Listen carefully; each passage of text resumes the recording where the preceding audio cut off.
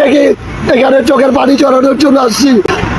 বাংলাদেশের বর্তমান অন্তর্বর্তীকালীন সরকার ডক্টর মোহাম্মদ ইউনূসের সঙ্গে দেখা করতে গণভবনে গিয়েছিলেন কন্টেন্ট ক্রিয়েটর জুনিয়র সাকিব। গণভবনে ডক্টর মোহাম্মদ ইউনূসের সঙ্গে দেখা করতে না পেরে যা বললেন তিনি। ভিডিওর তথ্যচিত্রে দেখা যাচ্ছেন এক পাশে জুনিয়র মেশাবাই, আমি 4টা বাজে উপস্থিত হয়েছি এখানে। আমি সঙ্গে জুনিয়র সাকিবের এক বন্ধু, অপর পাশে রয়েছে জুনিয়র সাকিবের একটি ফটো এবং বাংলাদেশের বর্তমান অন্তর্বর্তীকালীন সরকার ডক্টর মোহাম্মদ ইউনূসের ফটো। প্রিয় দর্শক শ্রোতা, মূলত জুনিয়র সাকিব তিনি কেন ডক্টর মোহাম্মদ ইউনূসের সঙ্গে দেখা করতে গিয়েছিলেন বিস্তারিত রয়েছে এই ভিডিওতে। পুরো ভিডিওটা শোনার চেষ্টা করবেন। পুরুষ নির্যাতন। 1 মাস পূর্বে জুনিয়র সাকিব তার বিশেষ অঙ্গ হারিয়েছেন। মূলত তার স্ত্রী শিখা খান এমন কাজটি করেছেন।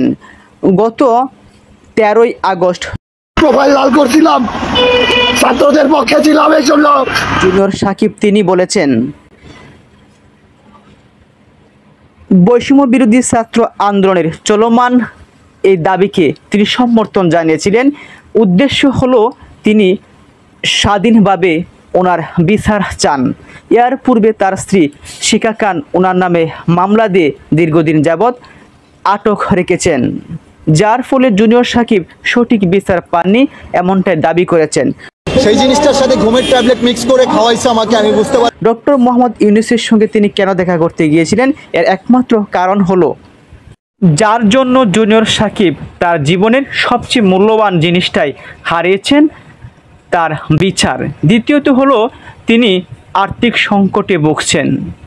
জুনিয়র সাকিব ওনার টাকার প্রয়োজন, 5-6 লক্ষ টাকার মতো লাগবে। এটা তিনি বৈষম্য বিরোধী ছাত্র আন্দোলনের এই আন্দোলনকে সমর্থন করেছেন। একমাত্র উদ্দেশ্য হলো কিছু ভিডিও তৈরি করবেন, দেশ বিদেশের অসংখ্য মানুষ ওনার ভিডিও দেখবে এবং কিছু টাকা পাঠানোর চেষ্টা করবে। অনেকে ভিডিও তৈরি করেছেন যে টাকা পাঠাবো, এখন পর্যন্ত টাকা পাঠানো হয়নি। তিনি বলেছেন যারা আমাকে নিয়ে ভিডিও তৈরি করেছেন, বলেছেন যে টাকা দিবেন, এইসব মানবতার ফেরিওয়ালারা যদি আমাকে টাকা পাঠাতো তাহলে আমি দেশের বাইরে গিয়ে এতক্ষণে চিকিৎসাটা করাতে পারতাম। একটি মানুষ কখন এভাবে অজরে কান্না করে আপনি কি ভাবছেন? মূলত তিনি গণভবনের সামনে বিকেল 4টায় গিয়েছিল অন্তর্বর্তীকালীন সরকার উপদেষ্টা ডক্টর মোহাম্মদ ইউনূসের সঙ্গে দেখা করতে, কিন্তু সেখানে তাকে দেখা করতে দেওয়া হয়নি।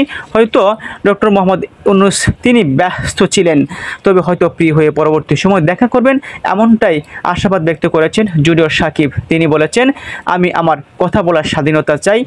আমার সঙ্গে যেমনটা ঘটিয়েছে কোনো পুরুষ যেন এভাবে তার স্ত্রীর কাছে আর এভাবে তার মূল্যবান জিনিসটুকু না হারায়, আমি এর সঠিক বিচার চাই। জুনিয়র সাকিব তিনি যেটা সর্বোচ্চ যে শাস্তিটা এটি আমি চাই, কারণ আমার